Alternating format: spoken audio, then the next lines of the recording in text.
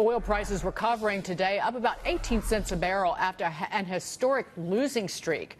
Still lower, however, after falling to a one-year low last week. Maria Bartiromo spoke with Dallas Federal Reserve President Robert Kaplan on Friday, and he weighed in on the decline.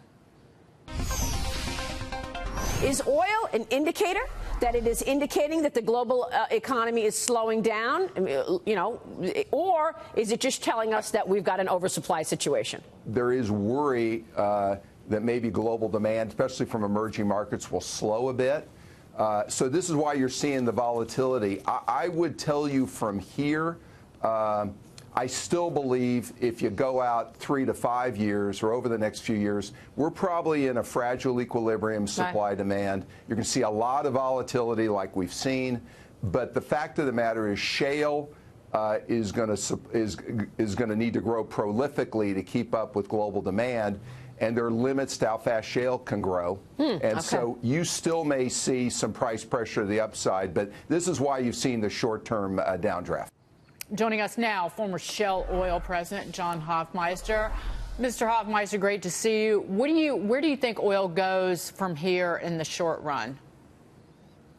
I think in the short run, it's going to hover around where it is now, Dagan.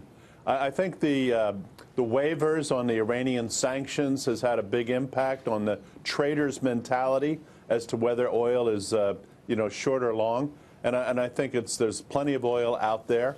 I think the Saudis are hard-pressed to really cut production in the aftermath of the Turkey situation. And I think the Permian Basin has thousands, not hundreds, but thousands of drilled but uncompleted wells which could come online early next year. So I think there's just plenty of supply at the moment. John, James Freeman here with the Wall Street Journal. I want to ask about the Permian. We heard on the show last week that the bottlenecks are largely easing. Can West Texas producers basically respond and make up for whatever cut the Saudis do manage to persuade on OPEC? Not in 19, I don't think. In principle, I agree. The issues, the logistics issues, are being solved with new pipelines, but they're not built yet. So they're not in place.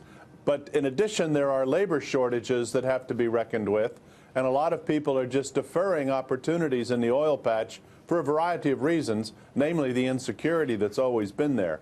But I do think they will solve those problems, and there will be a point at which exactly what you said will occur, but I don't think that's in the first half of 2019. Have the steel tariffs caused problems for the pipeline makers? I know there was some issue about sourcing of the steel used in one particular pipeline. It's not just the pipeline, it's also the drilling companies or the operating companies, because you have all that steel pipe. And a lot of that pipe has historically come out of China. And so it has played a role. It has increased costs. And, I think people are waiting to see what happens in the larger China-U.S. relationship as to when or how, if ever, that gets fixed. John, so gas prices have been sliding. Millions of Americans hitting the roads already for the Thanksgiving holiday. The current national average is $2.62 a gallon. That's according to AAA. It's about 10 cents higher than the price drivers paid last Thanksgiving, but it's notably lower than gas prices were even a month ago, where the average was $2.87. Does this help consumers? Certainly people pay attention to falling gas prices, but does it really hit them in a positive way? Well, absolutely. President Trump has had a direct hand in all of this, with his pressure on Saudi, with his waivers. It has really led to the availability of gasoline. And if you follow the week-to-week statistics, which I tend to do, we've had a lot of stored oil in the last 4 to 6 weeks in the U.S., where storage numbers have gone up, and refineries haven't really gotten into their shutdown periods yet. So they've been producing a lot of gasoline. So I'd say for the next month or two, we probably have plenty of gasoline on the market. I saw $2.20 a gallon yesterday in Houston. Love it. John Hofmeister, thank you so much for being here. Take care, John. We'll see you soon.